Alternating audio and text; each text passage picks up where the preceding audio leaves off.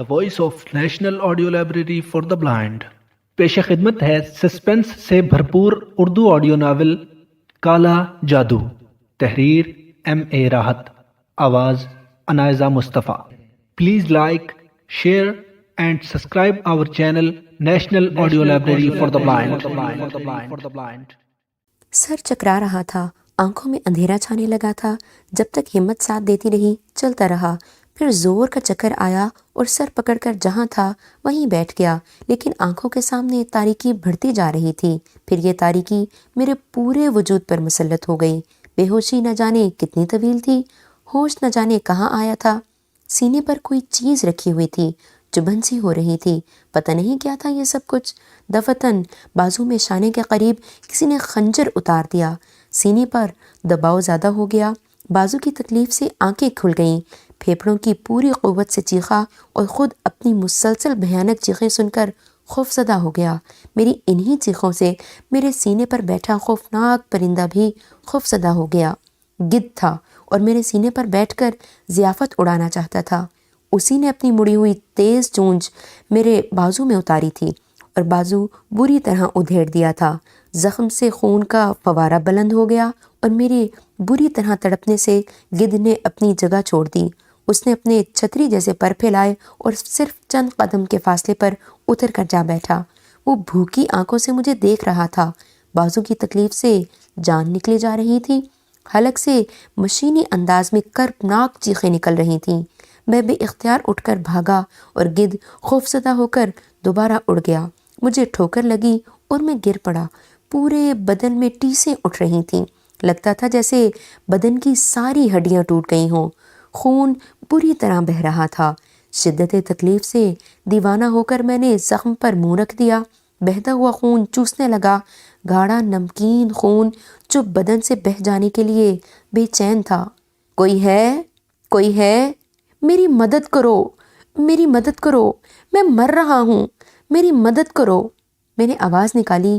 گدھ مجھ سے زیادہ زوردار آواز میں چیخا اور پنجے دبا کر فضا میں بلند ہو گیا۔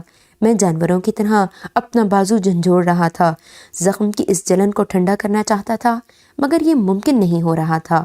میں ادھر ادھر بھاگتا رہا، گرتا رہا، پھر ایک جگہ مٹی نظر آئی۔ میں نے مٹھی بھری اور اسے زخم سے لگا لیا۔ مٹی خون میں لتھڑ گئی، مگر اس سے فائدہ ہوا تھا، کچھ ٹھنڈک محسوس ہوئی تھی۔ منحوس گدھ لمبے لمبر چکر لگا کر بار بار میرے سر پر آ جاتا تھا۔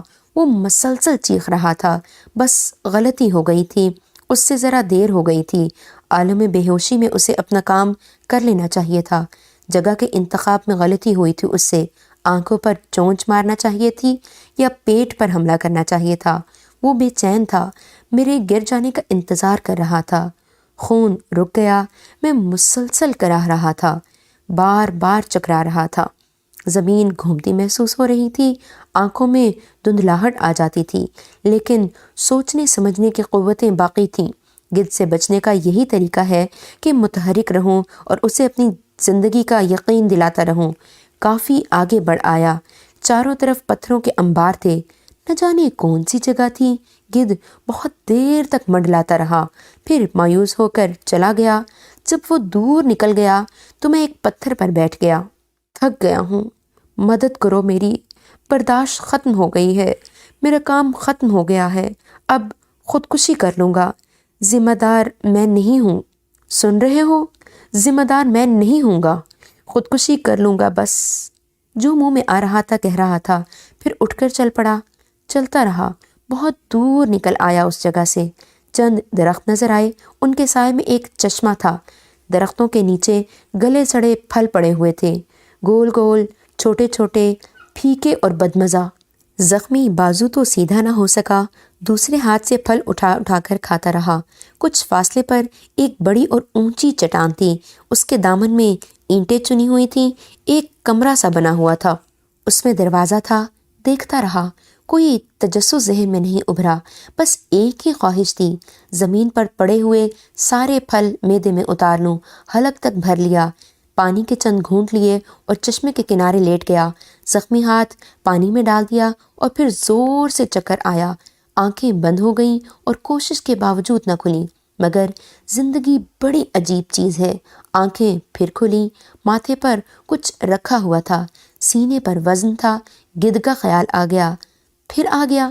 نیم مدہوشی کے عالم میں میں نے سوچا، ہو ہا ہا، میرے منہ سے آواز نکلی اور میں بے اختیار اٹھ بیٹھا، لیکن فوراً ہی کسی نے بھرپور دباؤ ڈال کر مجھے لٹا دیا اور پھر ایک آواز سنائی دی، نہیں میاں نہیں، ہوش میں آؤ، لیٹے رہو۔ لیٹ تو گیا تھا مگر یہ آواز، اوہ گدھ نہیں ہے شاید، پھر کون ہے یہ؟ اچانک ماتھے پر کوئی ٹھنڈی سی چیز آ گئی، آنکھیں بھی ڈھک گئی تھیں۔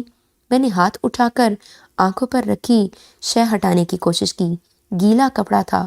وہی نرم آواز دوبارہ سنائی دی، بیٹے آرام سے لیٹے رہو، دل و دماغ کو سکون دو، تم محفوظ جگہ ہو، کوئی خطرہ نہیں ہے تمہیں یہاں، بے فکر ہو جاؤ۔ یہ کیا ہے؟ میری آنکھیں، ہٹاؤ اسے۔ میں نے گیلا کپڑا آنکھوں سے ہٹا دیا، تب میں نے وہ چہرہ دیکھا۔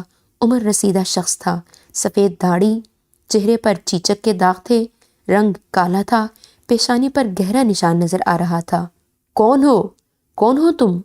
ایک بندہ خدا ہوں میاں، فضل حسین ہے میرا نام۔ مسلمان ہو؟ الحمدللہ، فضل حسین نے کہا۔ میں نے گردن گھما کر چاروں طرف دیکھا، پتھروں کو چن کر ایک کمرہ سا بنایا گیا تھا، کشادہ اور ہوادار تھا۔ میں گہری سانسیں لینے لگا۔ پانی پیو گے؟ ہاں، میں نے خشک ہونٹوں پر زبان پھیر کر کہا۔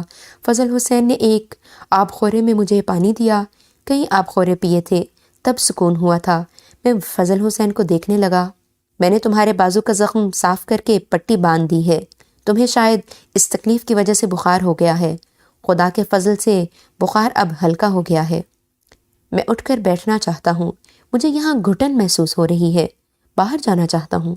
کوئی حرج نہیں ہے، آؤ، بزرگ فضل حسین نے کہا، مجھے سہارا دے کر اٹھایا اور پھر اس کٹیا سے باہر لے آئے۔ تم یہاں تنہا رہتے ہو؟ میں نے پوچھا۔ بیٹھ جاؤ، بتاتا ہوں، بزرگ نے کہا۔ میں ایک پتھر پر بیٹھ گیا۔ فضل حسین بابو بولے، بالکل تنہا نہیں ہوں، ایک دنیا آباد ہے یہاں، چرندوں پرند کی ہم نشینی ہے، خوب باتیں رہتی ہیں ان سے، پرندوں کی ڈاریں پانی پینے آتی ہیں، ان سے دوستی ہے۔ کوئی انسان نہیں ہے؟ انسان؟ بابا فضل حسین ٹھنڈی سانس لے کر خاموش ہو گئے۔ کوئی نہیں ہے؟ کیوں نہیں؟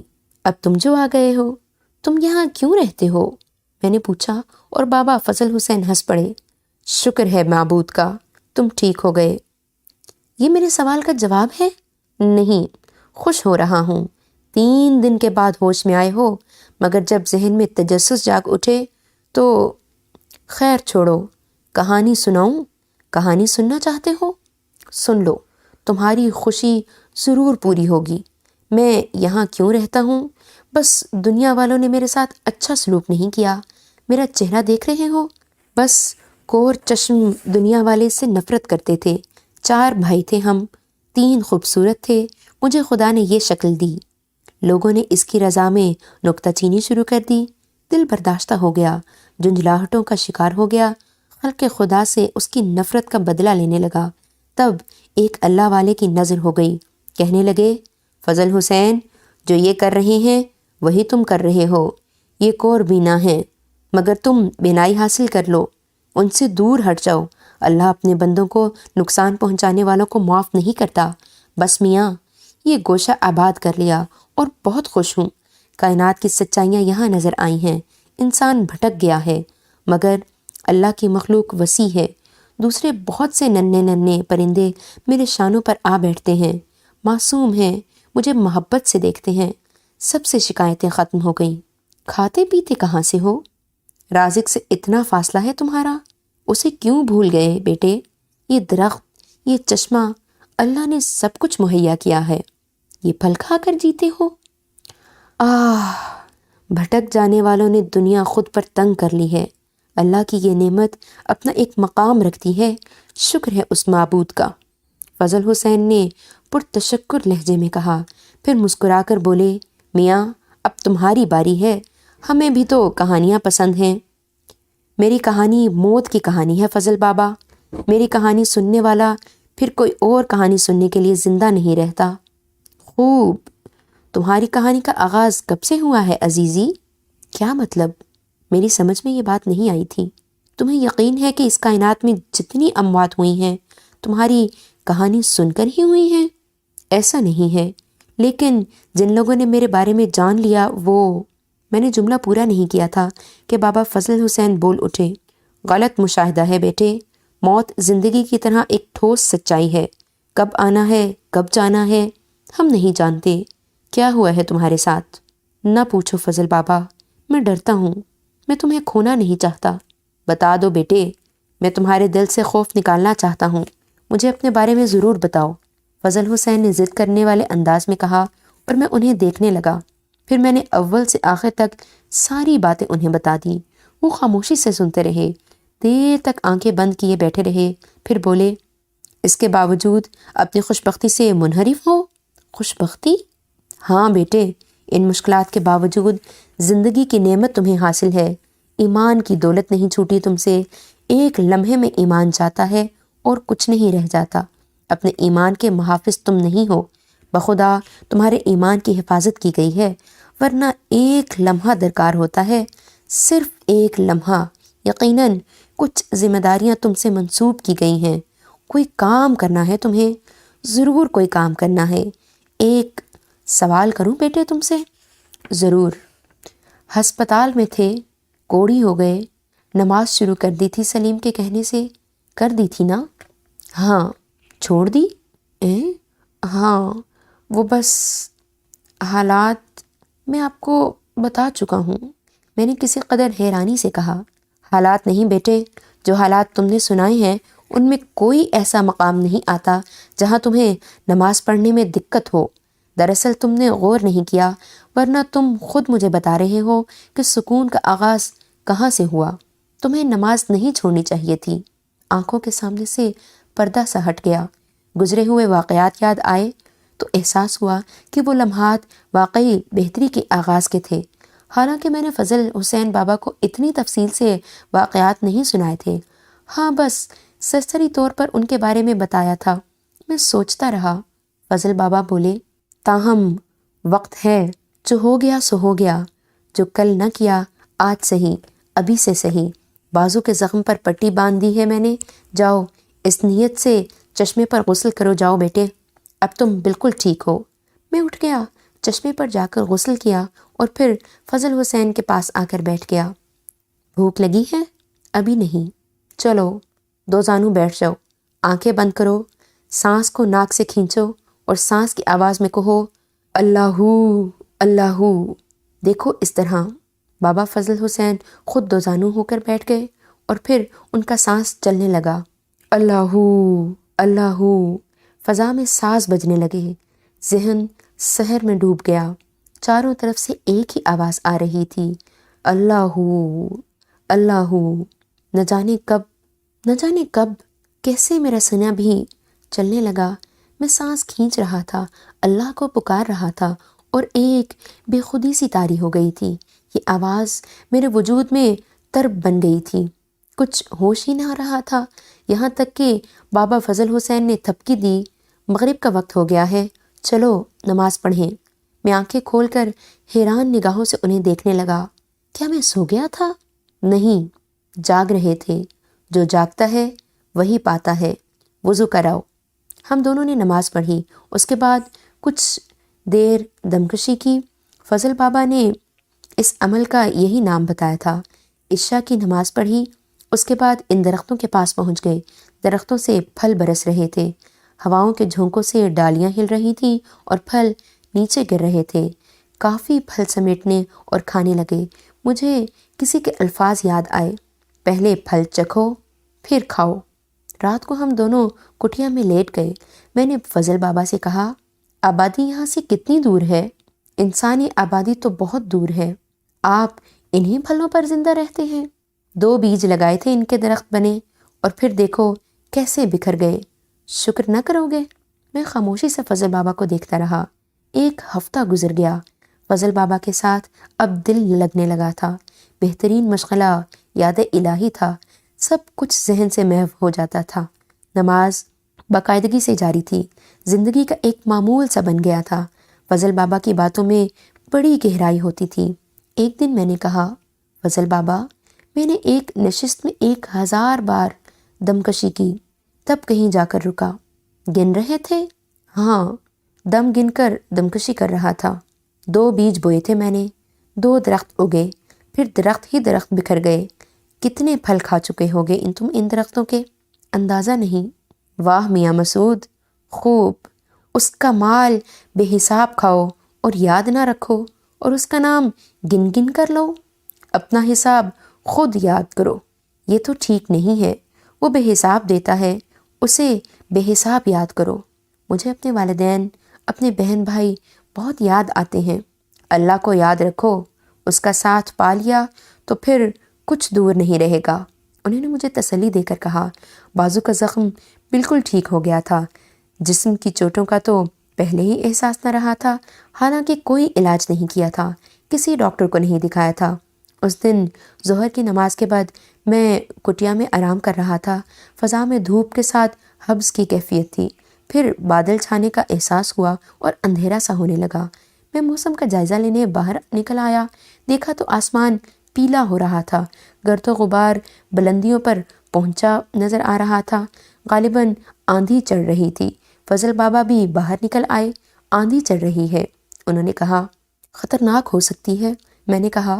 فضل بابا نے کوئی جواب نہیں دیا، وہ کسی سوچ میں ڈوبے نظر آ رہے تھے۔ پھر نہ جانے کیا سوچ کر وہ اپنی جگہ سے اٹھے، پتھر کا ایک ٹکڑا اٹھایا اور زمین پر ایک گہری لکیر بنا دی۔ پھر وہیں کھڑے کچھ پڑھتے رہے، اس کے بعد لکیر سے پیچھے ہٹ گئے۔ پھر مجھ سے بولے، اس حصار کے پیچھے رہنا۔ کیوں؟ دیکھو آندھی آ گئی ہے۔ وہ میری بات کے جواب کے بجائے بولے، گرد و غبار کا کالا طوفان نزدیک آ گیا۔ ہواؤں کی ایسی خوفناک گڑگڑاہٹ اس سے پہلے نہیں سنی تھی۔ ایسی بھیانک آوازیں تھیں جیسی زمین و آسمان ہل رہے ہوں۔ ایسا اندھیرا چھا رہا تھا کہ دن کی روشنی چھپ گئی تھی۔ مگر پھر ایک احساس اور ہوا۔ ہم کٹیا سے باہر کھڑے تھے، ہواؤں کو دیکھ رہے تھے، مگر یہ ہوائیں ہمارے جسموں کو نہیں چھو رہی تھیں۔ یوں لگتا تھا جیسے ہم کہیں اور سے انہیں دیکھ رہے ہوں۔ بڑے بڑے پتھر لڑک رہے تھے، نہ جانے کیا کیا ہو رہا تھا، مگر ہم محفوظ تھے۔ پھر بادل گرجے اور بارش شروع ہو گئی۔ ہم کٹیا میں آ گئے۔ بڑی خوفناک آندھی تھی، میں نے کہا، مگر بابا فضل کسی سوچ میں گم تھے، وہ کچھ نہ بولے۔ بارش تیز نہیں تھی، مگر اندھیرا چھایا ہوا تھا، مگر اتنا کہ ماحول نگاہوں سے اوجھل نہیں ہوا تھا۔ کچھ دیر گزری تھی کہ باہر سے عجیب سی گھنٹیوں کی آواز ابھرنے لگی۔ خاصی تیز آواز تھی اور قریب آتی جا رہی تھی۔ فضل حسین بابا اٹھ کھڑے ہوئے۔ میں بھی یہ آواز سن کر حیران ہوا تھا۔ فضل حسین کے ساتھ باہر نکلنے لگا تو وہ بولے، مسعود میاں، ہماری ہدایت یاد رکھنا، جو لکیر ہم نے بنائی ہے اس سے باہر قدم نہ نکالنا، آؤ ملنے اس سے۔ میں حیران سا باہر نکل آیا۔ مدھم مدھم بوندیں پڑ رہی تھیں اور کٹیا سے کچھ فاصلے پر کالے رنگ کا ایک بڑا سینگوں والا بھینسا نظر آ رہا تھا، جس کی گردن میں لوہے کی لمبی لمبی 2 گھنٹیاں لٹکی ہوئی تھیں۔ بھینسنے کی پیٹھ پر کالا بھجنگ بھوریا چرن بیٹھا ہوا تھا۔ اس نے ہمیشہ کی طرح نچلے بدن پر ایک دھوتی نما کپڑا لپیٹا ہوا تھا۔ گردن میں کوڑیوں کی مالائیں پڑی ہوئی تھیں جن میں رنگین دھاگے لٹک رہے تھے۔ سر پر ایک بڑی سی انسانی کھوپڑی ٹوپی کی طرح پہنی ہوئی تھی۔ اس کے ہاتھ میں ایک لمبی لکڑی تھی جس میں گھنگرو بندھے ہوئے تھے۔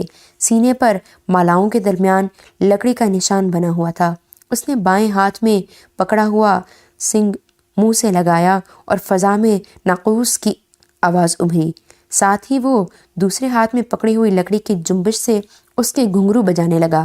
فضل حسین بابا خاموشی سے اسے دیکھ رہے تھے۔ سنگ منہ سے ہٹا کر اس نے ایک لمبی بھیانک تان لگائی اور بولا، جے بھورنا منچنڈا، جے کالی چنڈال۔ اللہ کا نام سب سے بڑا۔ فضل بابا بولے، کون ہو میاں جی؟ کیوں ہمارے منہ لگ رہے ہو؟ بھوریا چرن نے فضل بابا کو گھورتے ہوئے کہا، کیا بات ہے؟ کیا پریشانی ہے تجھے؟ سب جانتے ہو، انجان نہ بنو، تو ناپاک ہے، مردود ہے، غلیظ، جا بھاگ جا، کسی پر زندگی تنگ کرنا اچھا نہیں ہوتا۔ ہمارا نوالا چھین رہے ہو، اچھا نہ ہوگا، ہمیں اس کی ضرورت ہے، اسے ہمیں دے دو۔ مسلمان بچہ ہے بھوریا چرن، اور مسلمان کے پاس ہے۔ کسی مسلمان نے کبھی ایسا کیا ہے؟ یہ میرا مہمان ہے، اسے مہمان نہ بناؤ، ہم شنکھا ہیں، بھسم کر دیں گے، راکھ کر دیں گے، ہم سے ٹکرانا مت میاں جی۔ جا، چلا جا یہاں سے غلاظت کے پتلے، تیرا کالا جادو محدود رہے گا، ہم تجھے بھی نقصان نہیں پہنچانا چاہتے۔ تھک گیا ہے یہ، اب خطرہ ہے کہ ایمان نہ کھو بیٹھے، اسے مدد کی ضرورت ہے۔ کیا دے دو گے اسے میاں، کیا دے دو گے؟ اسے ہمارا کام کرنا ہے، ضرور کرنا ہے۔ اب تک تو نہ کیا بھوریا چرن، تجھے اب بھی اپنی اوقات پتہ نہ چلی؟ بہتر ہے بھاگ جا، کیا فائدہ جھگڑے سے، ورنہ اپنے جیسے بہت سوں کی جان گوائے گا۔ ٹھیک ہے میاں جی، پھر تماشا دیکھو، بھوریا چرن نے کہا اور بھینسے کا رخ تبدیل کر دیا۔ میں پتھرایا ہوا خاموش کھڑا تھا۔ وہ واپس نہ گیا، بلکہ کچھ دور جا کر رک گیا اور پھر بھینسے کا رخ تبدیل کرنے لگا۔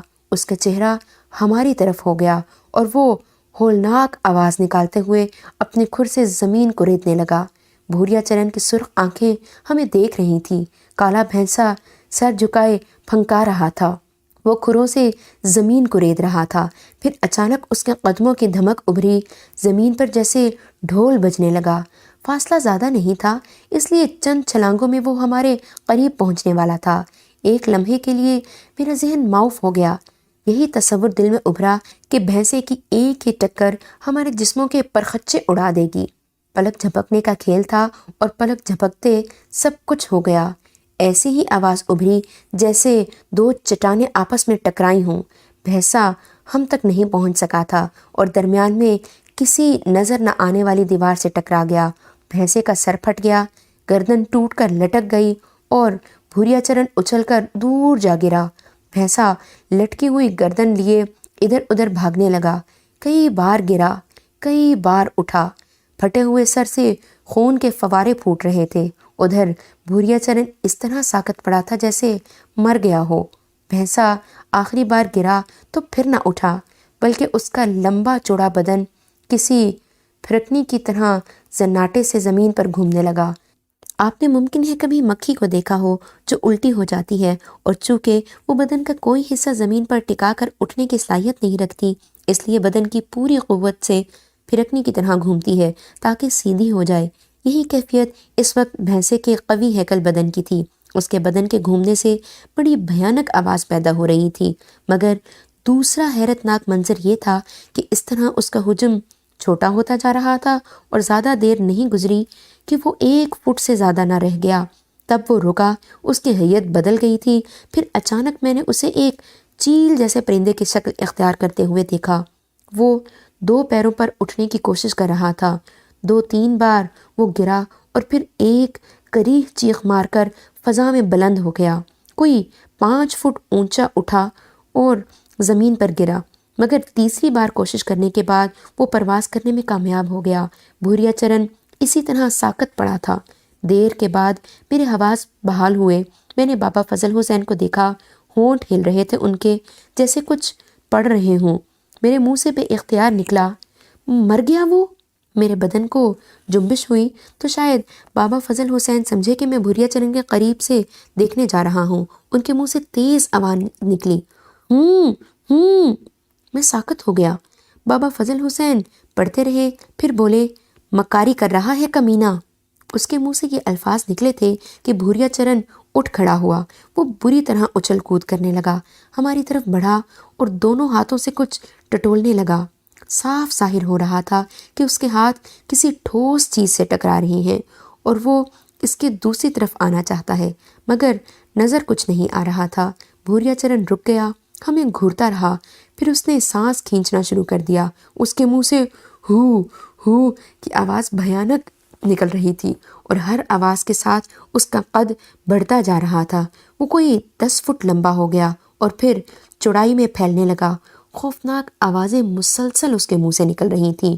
کچھ ہی دیر میں وہ ایک بھیانک عفریت کی شکل اختیار کر گیا تھا۔ اس کا مختصر لباس چیتھڑے ہو گیا۔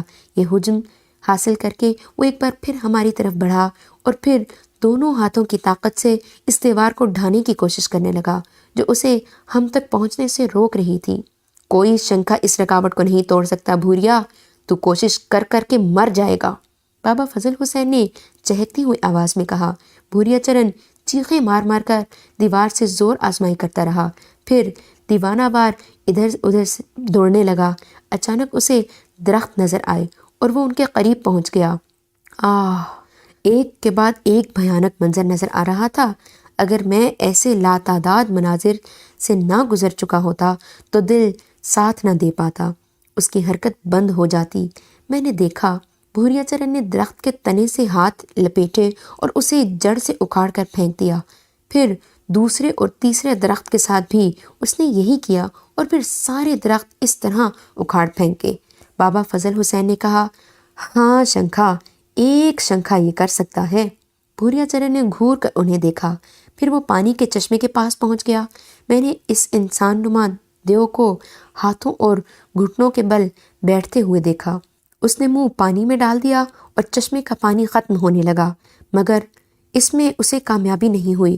اس نے کئی بار چشمہ خالی کیا مگر چشمے میں مزید پانی پھوٹ آتا اور چشمہ دوبارہ بھر جاتا۔ تھوڑی دیر کے بعد یہ اندازہ ہونے لگا کہ بھوریا چرن اپنے آپ کو اس کوشش میں ناکام محسوس کر رہا ہے۔ وہ تھک کر کھڑا ہو گیا اور پھر اچانک اس نے چشمے کے پانی میں تھوک دیا۔ بابا فضل حسین کے منہ سے نکلا، لعنت ہے تم پر، لعنت ہے تجھ ناپاک پر، اب بلا شبہ تو نے کامیابی حاصل کر لی۔ یہ کہہ کر بابا فضل حسین خاموش ہو گئے۔ بھوریا چرن زمین پر اوندھا لیٹ گیا اور رفتہ رفتہ اس کی جسامت کم ہونے لگی۔ کچھ ہی دیر بعد وہ اپنی اصلی حالت میں واپس آ گیا، لیکن اب وہ بے لباس تھا، کیونکہ لباس تو پہلے ہی حجم بڑا ہونے کی وجہ سے اس کے جسم سے جدا ہو گیا تھا۔ اس نے زمین پر سے پتھر کا ایک ٹکڑا اٹھایا، ایک تکون بنایا اور اس کے بیچ پالتی مار کر بیٹھ گیا۔ ہم سے کوئی 8 فٹ کا فاصلہ تھا اس کا۔ اس نے ہم دونوں کو گھورتے ہوئے دیکھا۔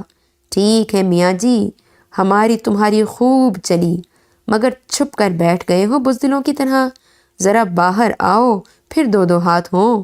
بابا فضل حسین ہنس پڑے، پھر انہوں نے کہا، حکم نہیں ہے بھوریا، ورنہ تجھ سے بات کرتے۔ ٹھیک ہے، اب نہ یہ پھل تمہیں ملیں گے اور نہ ہی پانی، بھوکے پیاسے بیٹھے رہو، دیکھوں میں بھی کہ کب تک بیٹھتے رہتے ہو، بھوک سے مرو گے تو باہر نکلو گے۔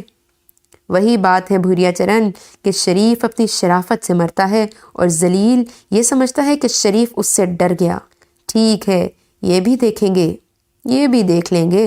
چلو میاں، یہ باولا کتا تو دانت مار کر خاموش ہو گیا، اپنا وقت کیوں ضائع کرتے ہو، آرام کرو۔ بابا فضل حسین میرا ہاتھ پکڑتے ہوئے اپنے جھونپڑے نما حصے میں داخل ہو گئے۔ میرا دل لرز رہا تھا، بدن پر کپ کپی طاری تھی۔ وہ میرے شانے پر ہاتھ رکھ کر تسلی دینے والے انداز میں بولے، اطمینان سے آرام کرو، اگر ان ناپاک قوتوں کو ایسی ہی طاقت مل جائے تو دنیا کا سکون غارت ہو جائے۔ یہ کالے جادو کے ماہر اپنے جنتر منتر سے بے شک ناپاک قوتیں حاصل کر لیتے ہیں، لیکن میاں، کائنات اللہ کی تخلیق ہے اور اللہ کا نام سب سے بڑا ہے۔ شیطان کو طاقت دی گئی ہے اور شیطان اپنی طاقت آزماتا پھرتا ہے، لیکن بس محدود ہے وہ، اس سے آگے اس کے راستے بند ہیں۔ آرام کرو۔ وقت کا صحیح اندازہ نہیں ہو پا رہا تھا۔ یہ سارا بھیانک ڈرامہ نہ جانے کتنی دیر جاری رہا۔ اب چاروں طرف گہری تاریکی پھیل گئی تھی۔ میں سیدھا سیدھا لیٹ گیا۔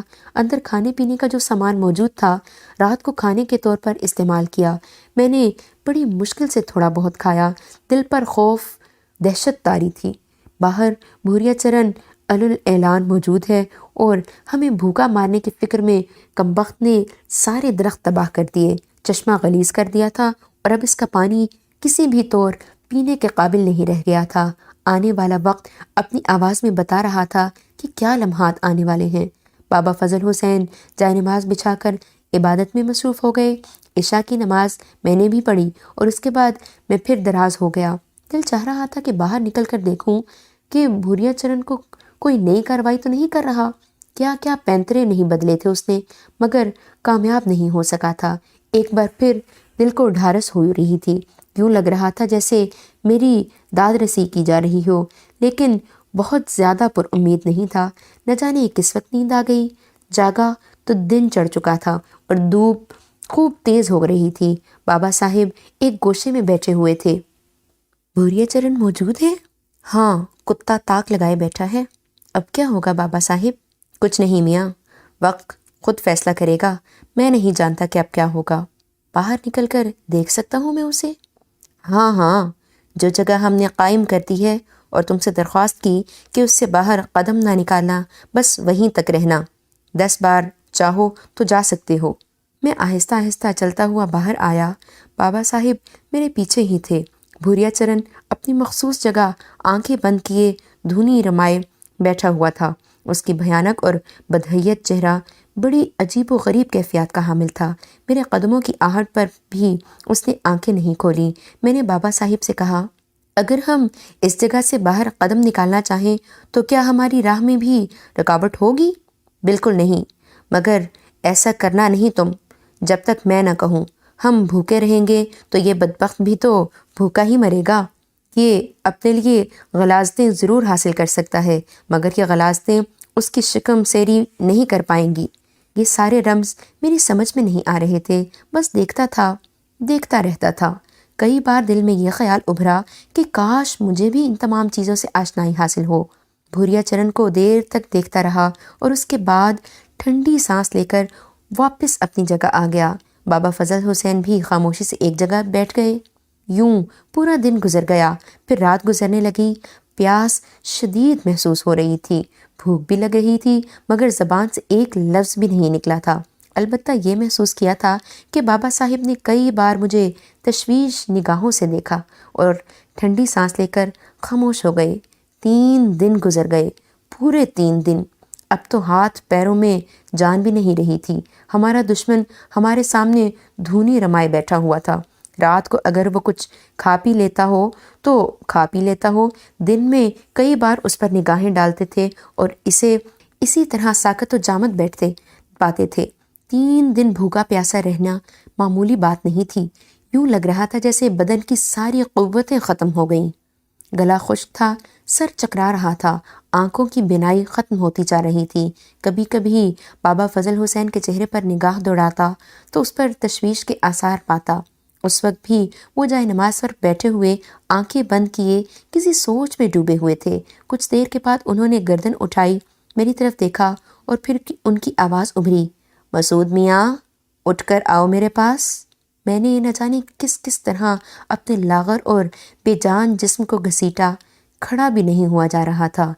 بہر طور کسی نہ کسی طرح بابا فضل حسین کے سامنے آ کر بیٹھ گیا۔ ان کے چہرے پر بھی مردنی چھائی ہوئی تھی، ہونٹ خشک تھے، آواز بھی نحیف ہو گئی تھی۔ کہنے لگے، میں جانتا ہوں بڑا مشکل کام ہے، بہت مشکل ہے۔ میں تو شاید اسے اس طرح برباد کر دیتا کہ دوبارہ کسی کو للکارنے کی جرت نہ ہوتی اسے، لیکن میاں تم نوجوان ہو، تمہارے بدن کو ہر چیز کی ضرورت ہے، اس لیے کچھ اور سوچ رہا ہوں۔ دیکھو میاں، کہنے کی بات نہیں ہے، نہ ہی احسان ہے کسی پر، بس کچھ ایسی ہی چیزیں آتی ہیں جو اپنے لیے وقت مانگتی ہیں، اور جب وقت آتا ہے تب انسان کچھ بھی کرے تکمیل خود بخود ہو جاتی ہے۔ میرا خیال ہے میری باتیں تمہاری سمجھ میں نہیں آ رہی ہوں گی۔ ظاہر ہے غذا اور پانی اللہ کا حکم ہے اور اس سے دوری بہر طور بہت سی کمی پیدا کر دیتی ہے۔ میرا خیال ہے مسعود میاں، بات ختم کر دینی چاہیے۔ لو، یہ لوح رکھو، تمہارے لیے بڑے کام کی چیز ہے۔ انہوں نے اپنے پاس سے ایک چھوٹی سی تختی نکال کر مجھے دی۔ یہ میرا اثاثہ حیات ہے، سامنے کی سمت رخ کر کے داہنے بازو پر باندھ لو۔ اس کے ساتھ ہی جو کچھ میں کہہ رہا ہوں اسے پورے غور سے سنو۔ ہوش و حواس ساتھ دے رہے ہیں؟ جی بابا فضل حسین، میں نے کہا۔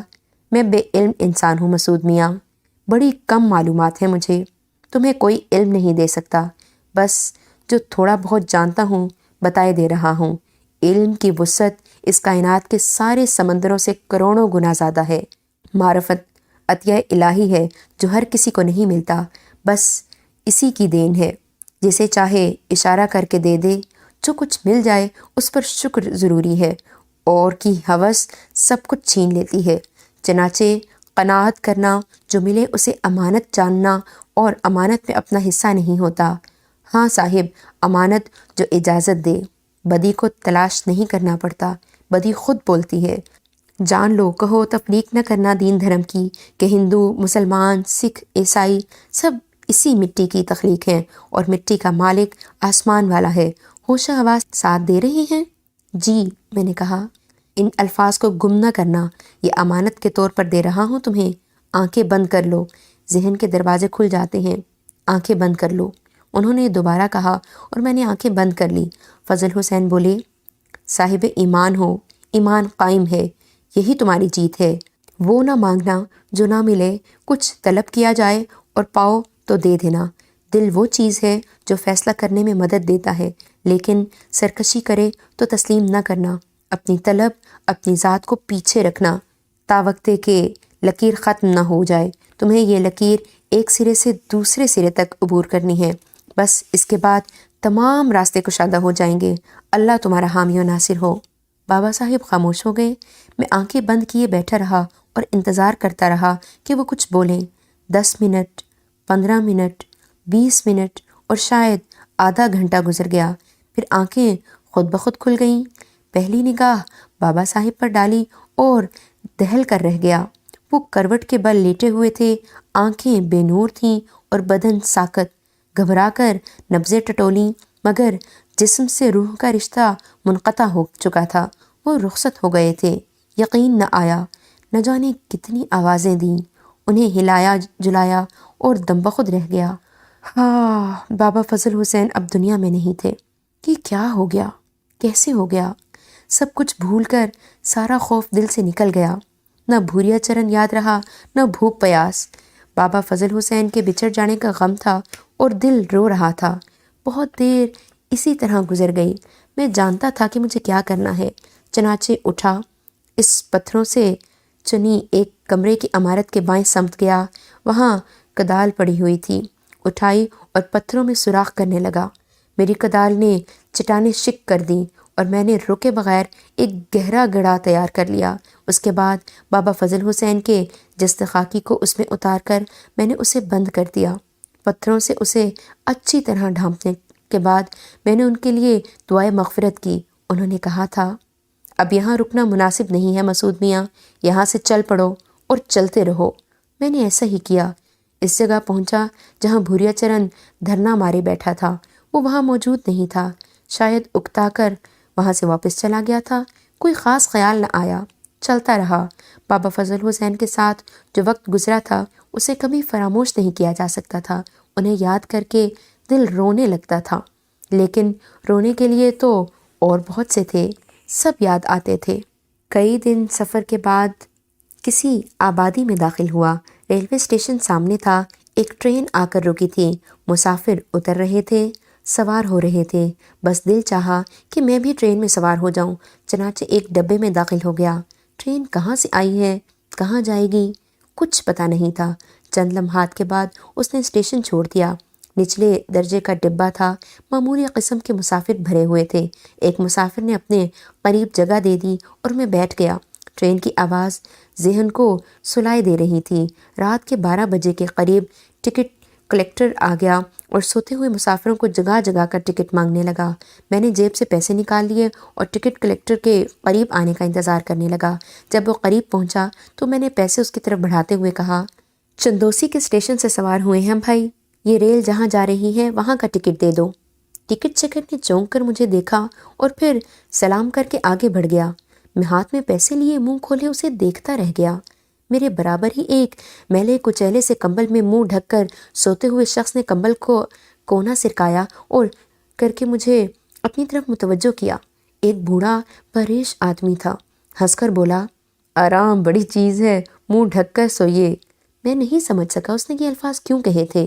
اس نے دوبارہ کمبل منہ پر ڈھک لیا تھا۔ میں پریشان نظروں سے دور پہنچ جانے والے ٹکٹ چیکر کو دیکھنے لگا تو اچانک پریش شخص نے میرا ہاتھ پکڑا اور بڑی زور سے مجھے اپنی طرف گھسیٹ لیا اور پھر کمبل میرے چہرے میں پر بھی ڈھک دیا۔ میرے بدن میں سناٹا سا پھیل گیا۔ کمبل کی تاریکی میں ایک لمحے کے لیے گھٹن کا احساس ہوا اور پھر فنا ہو گیا۔ مدھم مدھم سے مناظر نگاہوں میں ابھرنے لگے۔ آہستہ آہستہ عجیب سی روشنی پھیلتی جا رہی تھی۔ میں حیرانی سے اس روشنی کو دیکھنے لگا۔ ایک شخص ہاتھ میں جھاڑو لیے قریب آتا ہوا محسوس ہوا اور پھر مجھ سے کچھ فاصلے پر رک کر اس نے جھاڑو دینا شروع کر دی۔ گرد اڑ رہی تھی۔ میں نے گرد سے بچنے کے لیے کمبل سر پر اوڑھ لیا اور چہرہ ڈھک لیا۔ جھاڑو کی آواز مسلسل ابھر رہی تھی۔ جب وہ دور چلی گئی تو میں نے چہرہ کھول کر دیکھا۔ صبح کا سہانا وقت تھا۔ کافی فاصلے پر لال رنگ کے پتھروں سے بنی ہوئی ایک عمارت نظر آ رہی تھی، غالباً مسجد تھی۔ اس کی سیڑھیوں سے نمازی نماز پڑھ کر نیچے اتر رہے تھے۔ دماغ کو ایک جھٹکا سا لگا۔ چونک کر چاروں طرف دیکھا، نہ ٹرین تھی، نہ ٹرین کے مسافر اور نہ ہی وہ کمبل پوش مسافر، لیکن کمبل میرے پاس تھا اور 100% وہی تھا جس میں مجھے چھپایا گیا تھا۔ دل کو احساس ہوا جیسے میرے پاس کائنات کی ساری دولت آ گئی ہو، مگر حیرانی اپنی جگہ تھی۔ یہ سب ہوا کیا؟ ہوش آواز کے عالم میں ریل میں بیٹھا تھا اور سب کچھ غائب ہو گیا۔ یہ کون سی جگہ ہے؟ آنکھیں پھاڑ پھاڑ کر چاروں طرف دیکھنے لگا۔ زیادہ دیر نہیں گزری تھی کہ دور سے ایک گھوڑا گاڑی آتی نظر آئی جو اسی طرف آ رہی تھی۔ میرا قریب سے گزر کر وہ مسجد کے سامنے رک گئی۔ کچھ لوگ نیچے اترے اور کچھ سامان اتارنے لگے۔ پھر کچھ خواتین گھوڑا گاڑی سے نیچے اتر آئیں، قیمتی لباس پہنے ہوئے تھیں۔ دیکھتے ہی دیکھتے آس پاس سے بہت سے گدڑی بردار مرد عورتیں گھوڑا گاڑی کے پاس آ گئے اور ہنگامہ آرائی ہونے لگی، لیکن گاڑی سے اترنے والے 4 آدمیوں نے انہیں دھکے دے کر پیچھے ہٹایا اور پھر شاید ان کے کہنے سے وہ قطار بنا کر بیٹھ گئے۔ میں دلچسپی سے یہ تماشا دیکھنے لگا۔ انہیں شاید کھانا تقسیم کیا جا رہا تھا۔ میرے پیٹ میں ایک دم کھلبلی مچ گئی۔ شدید بھوک کا احساس ہوا، مگر قدم اس طرف نہ اٹھ سکے۔ میں خاموشی سے ادھر دیکھتا رہا۔ اچانک ایک آدمی میری طرف بڑھا اور قریب آ گیا۔ ایک دم سے دل میں انا جاگی۔ میں فقیر تو نہیں ہوں، مگر ذہن نے فوراً ٹوکا، رزق ٹھکرانا گناہ ہے اور جھوٹی انا دشمنی۔ رزق لینے کے لیے بڑھنے والے ہاتھ انسان کے سامنے نہیں، اللہ کے سامنے پھیلتے ہیں۔ میں اٹھا اور اس شخص کے ساتھ چل پڑا۔ کمبل جسم سے لپٹا ہوا تھا۔ اس شخص نے مجھے بھی قطار میں بٹھا دیا۔ حلوہ پوریاں اور ترکاری تھی۔ یہ چیزیں بڑے بڑے تھالوں میں سجی ہوئی تھیں۔ ڈھاک کے پتوں کے دونے بنے ہوئے تھے۔ ایک شخص تھال سنبھالے ہوئے تھا، وہ اس کے پیچھے تھے۔ دونوں جوان لڑکیاں جو قیمتی پوشاک پہنے ہوئی تھیں تھال کے ساتھ ساتھ چل رہی تھیں۔ ایک لڑکی دونے اٹھا کر دوسری کو دیتی اور دوسری یہ دونے فقیروں کو دے دیتی۔ غالباً یہ خیرات دوسری لڑکی کے ہاتھوں تقسیم کرائی جا رہی تھی۔ تھال خالی ہوتا تو دوسرا تھال گھوڑا گاڑی سے آ جاتا۔ آہستہ آہستہ وہ میرے قریب پہنچتے جا رہے تھے۔ دونوں لڑکیاں بے حد خوبصورت تھیں اور جو کچھ نگاہ ان پر ڈال کر جھکائی، مگر اس سرسری نگاہ سے مجھے انوکھا احساس ہوا۔ میں نے کچھ دیکھا تھا اور جو کچھ دیکھا تھا ناقابل یقین تھا۔ گہرے کالے رنگ کا ایک ناگ ایک لڑکی کے جسم کے گرد بل ڈالے لپٹا ہوا تھا۔ وہ بہت لمبا اور پتلا تھا۔ اس کا نچلا حصہ لڑکی کی کمر سے لپٹا ہوا تھا اور بدن پر بل کھاتا اور اوپر چلا گیا تھا۔ اپنے اس شبہ کو یقین دینے کے لیے میں نے جلدی سے گردن اٹھائی، اسے دوبارہ دیکھا۔ وہ دونوں اب میرے سامنے تھیں۔ دونوں لڑکی کے ہاتھ میں تھے اور وہ مجھے دینے کے لیے جھک رہی تھی۔ میں نے اس بار سانپ کو بخوبی دیکھ لیا تھا۔ اس کا پھن لڑکی کے سر کے اوپر رکھا ہوا تھا اور اس کی آنکھیں بند تھیں۔ ایک دم انسانی کمزوری کا غلبہ ہوا۔ لڑکی جھکی تو میں چیخ مار کر پیچھے ہٹ گیا اور میرے منہ سے آواز نکلی، سانپ سانپ۔ دونوں لڑکی کے ہاتھ سے نیچے گر گئے اور ان کا سامان بکھر گیا۔ سب چونک پڑے۔ دونوں لڑکیاں بھی متحوش ہو گئیں۔ کہاں ہے سانپ؟ کیسا سانپ؟ تھال سنبھالنے والوں نے کپ کپاتے ہوئے بمشکل تھال سنبھال کر نیچے دیکھتے ہوئے کہا، یہ میں نے انگلی سے سانپ کی طرف اشارہ کر کے ایک دم کھڑا ہو گیا۔ سانپ کا اونگتا ہوا سر جنبش کرنے لگا۔ اس نے ایک دم آنکھیں کھول دیں اور اس کی ننھی سرخ چنگاریاں جیسے آنکھیں مجھے گھورنے لگیں، ان میں کینہ توزی کی جھلک تھی۔ میرا اشارہ چونکہ لڑکی کے جسم کی طرف تھا، اس لیے ان لوگوں نے لڑکی کو بھی دیکھا۔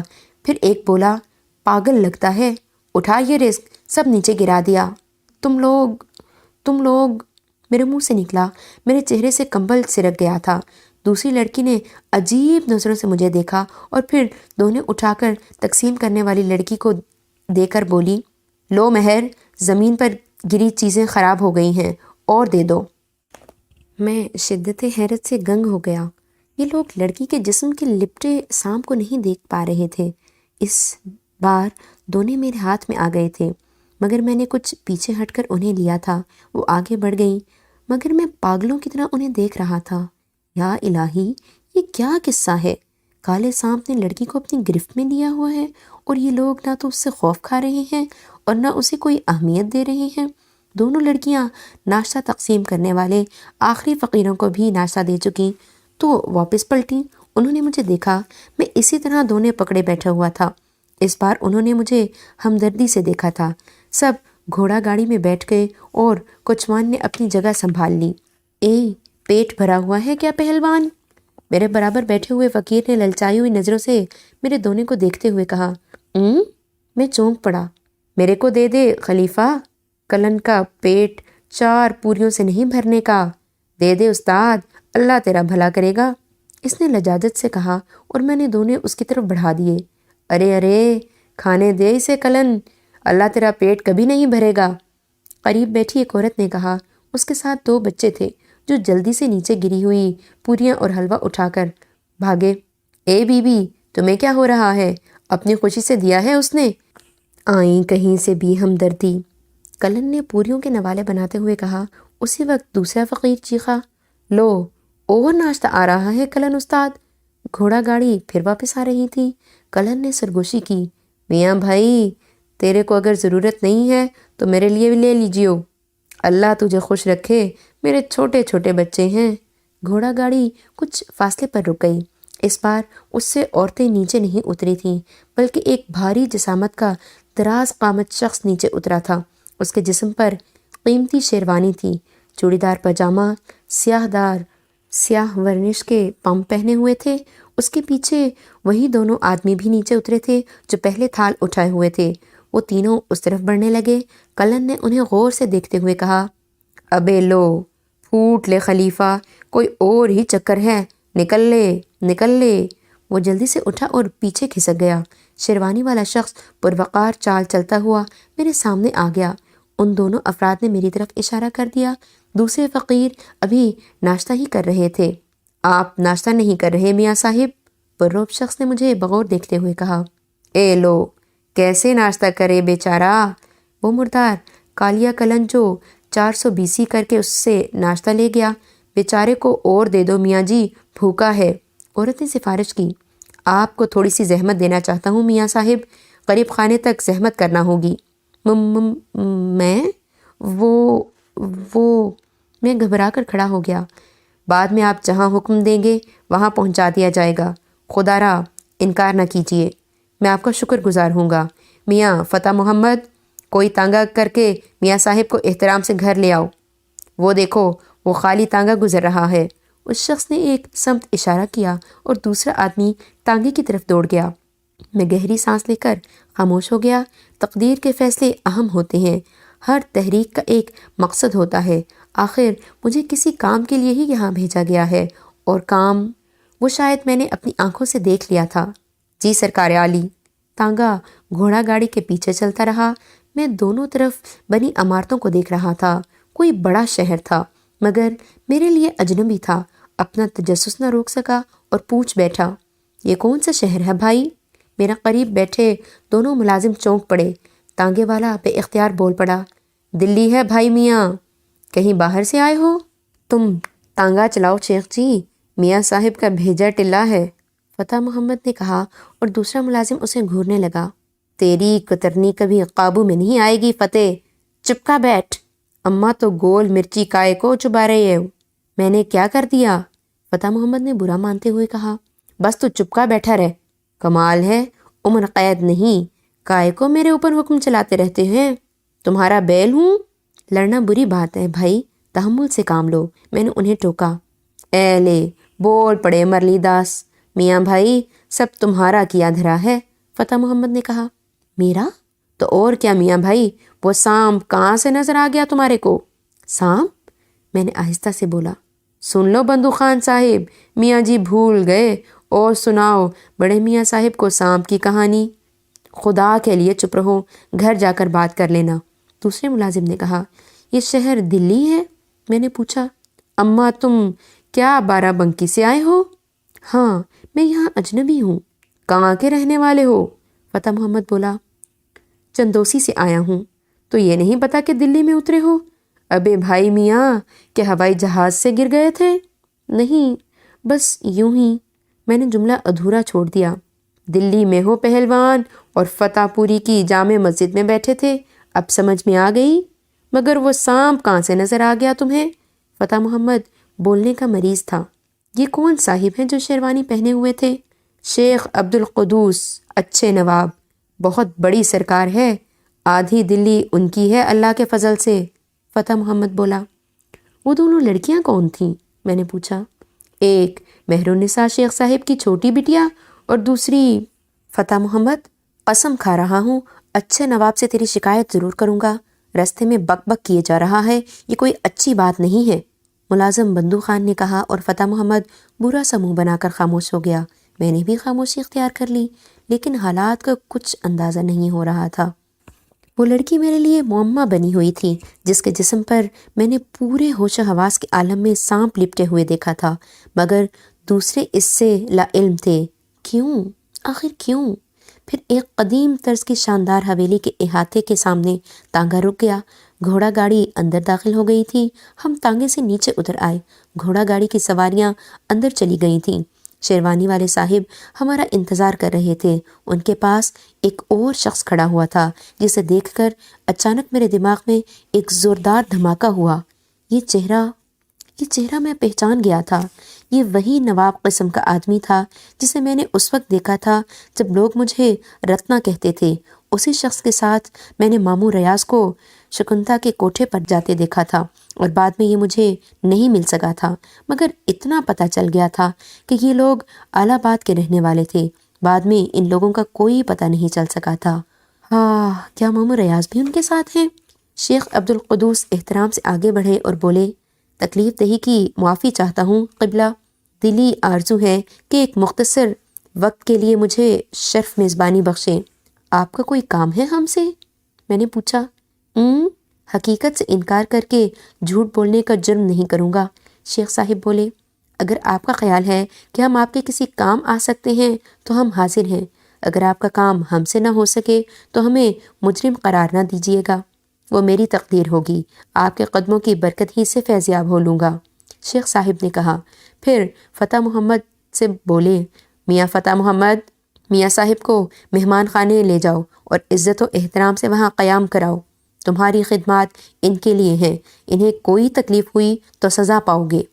جی سرکار، فتح محمد نے خم ہو کر کہا۔ پھر میرے سامنے گردن جھکا کر بولے، آئیے میاں صاحب۔ میں شانے ہلا کر اس کے ساتھ چل پڑا۔ مہمان خانہ حویلی کے بغلی حصے میں تھا۔ اس میں داخل ہونے کا راستہ بھی دوسری سمت سے تھا۔ اس طرف آم اور شریفے کے درختوں کی بھرمار تھی۔ 3 چوڑی سیڑھیاں عبور کر کے ایک عریض دالان آیا تھا، اور فتح محمد نے دالان میں بنے ہوئے دروازوں میں سے ایک دروازہ کھول دیا۔ سب سے بڑھیا کمرہ دے رہا ہوں میاں صاحب تمہارے کو، قسم اللہ کی، نصیب کھل گئے تمہارے تو۔ ابھی 4 دن پہلے نواب مینڈو گئے ہیں اس کمرے سے، جاتے ہوئے 100 روپے دے گئے تھے میرے کو۔ کہنے لگے، میاں فتح محمد، جب بھی یہاں سے نوکری چھوڑو میرے پاس آ جائیو، نہال کر دوں گا۔ ویسے بھائی میاں، کون سی بینٹی گما دی تم نے ہمارے شیخ صاحب پر؟ بڑا دھم بھر رہے ہیں تمہارا۔ تم واقعی بہت بولتے ہو فتح محمد، میں نے مسکراتے ہوئے کہا۔ میاں صاحب، ہم تو یہ سوچے ہیں کہ زندگی زندہ دلی کا نام ہے، اور مردہ دل کو دل سے باہر نکال پھینکنا چاہیے۔ بالکل ٹھیک کہا مرزا جی نے۔ میاں، ہنس بول کر زندگی گزار لو۔ ہاں، یہ تو ٹھیک ہے۔ ایک بات بتاؤ فتح محمد، یہ شیخ صاحب کے ساتھ جو ایک صاحب کھڑے ہوئے تھے وہ کون تھے؟ نبن میاں۔ میں ان کا نام نہیں جانتا، میں نے ہنس کر کہا۔ ابے او، ہاں، لو میاں صاحب، وہ اچھے نواب کی بڑی بٹیا فخر النساء کے ممیاں سسر ہیں۔ نام ہے ان کا الیاس خان آلہ آبادی امرود۔ پیار سے سب انہیں نبن میاں کہتے ہیں۔ ایک بات بتاؤں پتے کی؟ بتاؤ۔ بس میاں، کھاؤ کماؤ ہیں، کبھی اس کے گھر جا پڑے، کبھی اس کے گھر جا پڑے۔ شیخ صاحب بیٹیا کے سسرال کا خیال کرتے ہیں۔ اب کوئی 20 دن ہو گئے میاں پڑے ہوئے کھا رہے ہیں۔ آلہ آباد کے رہنے والے ہیں؟ ہاں، بڑی بیٹیا کی سسرال آلہ آباد میں ہے۔ ان کے ساتھ کوئی اور بھی ہے؟ لو، ان کے ساتھ اور کون ہوگا؟ آگے ناتھ نہ پیچھے پگا، بس یار دوست ہیں اور رنگ رلیاں۔ ابے کیا بتاؤں میاں صاحب۔ فتح محمد کی بات ادھوری رہ گئی۔ بندو خان ناشتہ لے آئے تھے۔ تم یہاں باتیں مٹھا رہے ہو؟ پتہ ہے میاں صاحب نے ناشتہ نہیں کیا۔ اماں ہاں، لو بھول ہی گیا، تم بھی خدمت کر لو میاں کی، ایک سٹے کا نمبر مل گیا تو وارے نیارے ہو جائیں گے۔ فتح محمد نے ہنستے ہوئے کہا، ناشتہ بڑے اہتمام سے لایا گیا تھا، میری بھوک پھر چمک اٹھی۔ میں خاموشی سے ناشتہ کرنے میں مصروف ہو گیا۔ بندو خان نے فتح محمد کو کوئی کام بتا کر وہاں سے بھیج دیا تھا۔ بندو خان خود سمجھدار اور سنجیدہ آدمی تھا۔ خاموشی سے بیٹھا رہا۔ میں نے بھی اس سے کوئی بات نہیں کی تھی۔ پھر وہ برتن اٹھا کر چلا گیا۔ مہمان خانے کا یہ کمرہ بے مثال سجاوٹ کا حامل تھا۔ مسحری بے حد قیمتی تھی، دوسری چیزیں بھی اسی معیار کی تھیں۔ میں گہری سانسیں لے کر ایک گوشے میں جا بیٹھا۔ جو کچھ ہوا تھا اس پر غور کر رہا تھا۔ چندوسی سے ریل میں بیٹھا تھا، کمبل پوش کے الفاظ سنے تھے اور بس۔ اس کے بعد یہ سب کچھ۔ وہ کمبل اب میرے پاس تھا، اس سے بڑی حقیقت اور کیا ہو سکتی تھی؟ مگر دل سے سوال کرتا تو جواب ملتا کہ مجھے یہاں بھیجا گیا ہے اور یہ سب کچھ بے مقصد نہیں ہے۔ مجھے اس مقصد کے سامنے آنے کا انتظار کرنا چاہیے۔ البتہ دل میں رہ رہ کر الہ آباد کے الیاس خان کا خیال آ رہا تھا۔ اس شخص سے اگر ماموں کے بارے میں کچھ معلوم ہو سکے تو۔ باہر آہٹیں ابھریں، پھر شیخ عبدالقدوس اندر داخل ہو گئے۔ میں نے کھڑے ہو کر ان کا استقبال کیا تھا۔ مجھے گنہگار نہ کیجیے میاں صاحب، آپ تشریف رکھیے، کچھ باتیں کرنا چاہتا ہوں آپ سے۔ حکم فرمائیے۔ میاں صاحب، اللہ تعالیٰ جسے چاہے اپنی رحمت سے نواز دیتا ہے، وہی جانتا ہے کہ اس نے آپ کو کیا دولت عطا کی ہے۔ آپ نے میری بچی کو دیکھ کر کچھ سانپ کا حوالہ دیا تھا، وہ کیا تھا؟ تانگے میں بیٹھ کر میرے ملازموں نے یہ تذکرہ کیا تھا اور میرا دل بے اختیار چاہا تھا کہ آپ کو غریب خانے پر زحمت دوں۔